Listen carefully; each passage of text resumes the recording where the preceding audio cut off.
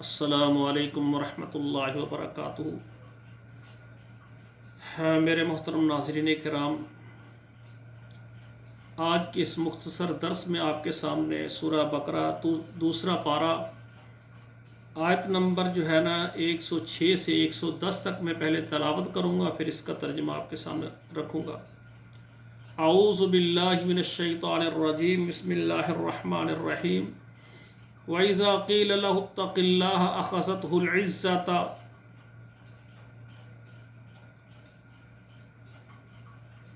بِالْعِسْمِ فَحَسْبُهُ جَهَنَّمُ وَلَبِئْسَ الْمِهَادُ۔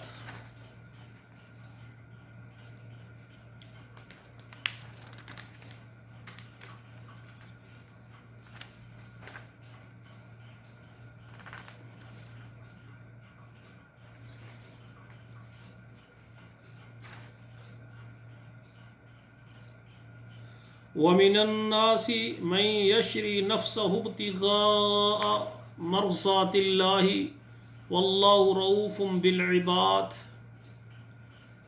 يَا أَيُّهَا الَّذِينَ آمَنُوا ادْخُلُوا فِي السِّلْمِ كَافَّةً وَلَا تَتَّبِعُوا خُطُوَاتِ الشَّيْطَانِ إِنَّهُ لَكُمْ عَدُوٌّ مُّبِينٌ۔ فَإِن زَلَلْتُم مِّن بَعْدِ مَا جَاءَتْكُمُ الْبَيِّنَاتُ فَاعْلَمُوا أَنَّ اللَّهَ عَزِيزٌ حَكِيمٌ۔ هَلْ يَنظُرُونَ إِلَّا أَن يَأْتِيَهُمُ اللَّهُ فِي ظُلَالٍ مِّنَ الْغَمَامِ وَالْمَلَائِكَةُ وَقُضِيَ الْأَمْرُ وَإِلَى اللَّهِ تُرْجَعُ الْأُمُورُ۔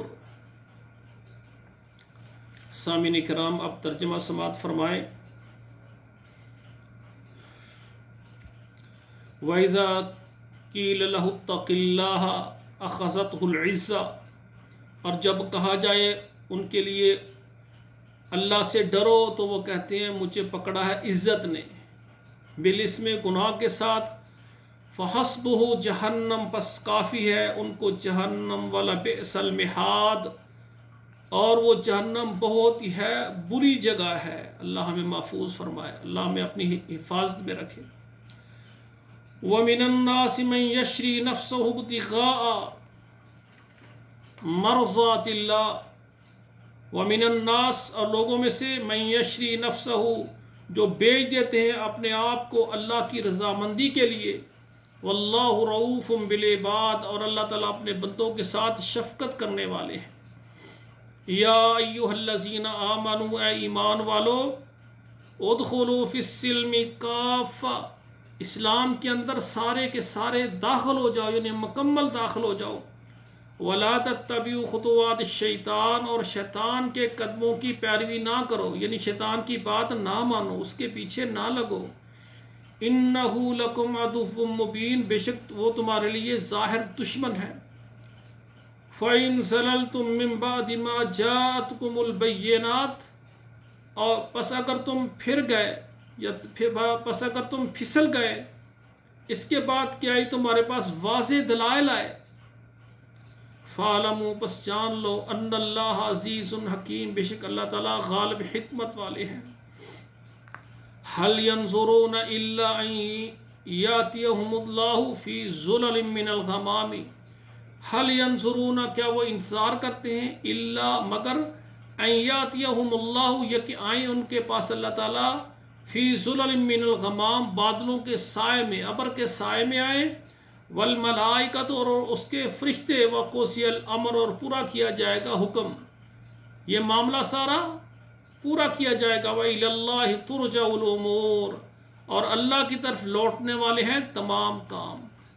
تو سامعین کرام، اللہ ذوالجلال کے لیے انہوں نے کہا کہ وہ بادلوں میں آئے، اللہ کے فرشتے ہیں، پھر ہم مانیں گے۔ اللہ کہتے ہیں یہ سارے کام ہم کر سکتے ہیں، اللہ کے لیے یہ کوئی کام مشکل نہیں ہے۔ اصل بات یہ ہے کہ ہم شیطان کے پیچھے نہ لگیں، ہم اپنے اللہ کو راضی کرنے کے لیے اللہ ذوالجلال کی بات مانیں، ورنہ جو لوگ نافرمان ہیں وہ سمجھتے ہیں کہ ہم حق بات کو مانیں گے تو ہماری بےزتی ہو جائے گی، وہ عزت کو پانے کے لیے اور حق کو ٹھکراتے ہیں، تو ان کا جو ہے نا ٹھکانہ جہنم ہے، وَلَبِئْسَ الْمِہَادُ، وہ برائی ٹھکانہ ہے۔ اور بہترین وہ لوگ ہیں جو اپنے آپ کو آخرت کے لیے بیچ دیتے ہیں اللہ کی رضامندی کو تلاش کرنے کے لیے۔ تو اللہ کہتے ہیں جو میرے بندے ہوتے ہیں میں ان پر بہت ہی شفقت کرتا ہوں، ان کو نوازتا ہوں۔ تو میرے بھائی ان آیات میں اللہ ذوالجلال نے بہت ہی اچھے اور قانون اور احکامات ہمارے لیے رکھے ہیں۔ جو اللہ کی رضا چاہتا ہے وہ اپنے آپ کو اللہ کے لیے فروخت کر دیتا ہے، اور دنیا کی باتوں کو، دنیا کے تانوں کو، دنیا کی عزت کو کچھ نہیں سمجھتا۔ وہ سمجھتا ہے جس بات میں میری اللہ کی رضامندی ہے، اس میں میری کامیابی ہے، اسی میں میری عزت ہے۔